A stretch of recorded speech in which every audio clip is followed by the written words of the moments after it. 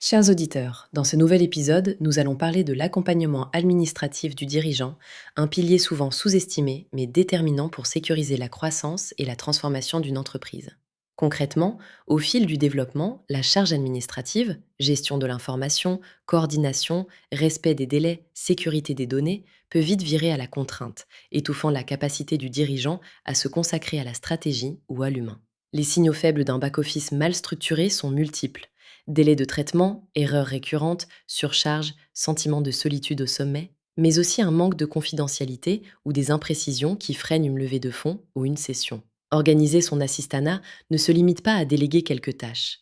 Il s'agit de cartographier les responsabilités, de documenter les procédures, de formaliser la relation de confiance et de calibrer, sans dépendance, un vrai système d'assistance. La digitalisation joue un rôle, à condition qu'elle soit raisonnable.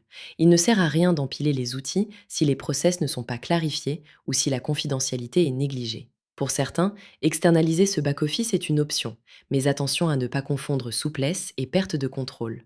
Un suivi régulier, des KPI clairs et une vraie transmission des savoirs sont indispensables. Rappelons-le, au moment d'ouvrir un nouveau site, de transformer une organisation ou de préparer une session, un accompagnement administratif solide vaut de l'or. Il rassure les investisseurs, fluidifie le pilotage et valorise l'entreprise bien plus qu'on ne l'imagine. Pour résumer, prenez le temps de challenger votre propre organisation administrative. Est-elle dimensionnée pour vos ambitions? N'hésitez pas à partager cet épisode, à consulter notre blog pour des conseils détaillés et à nous contacter si vous souhaitez structurer votre back-office pour piloter avec sérénité.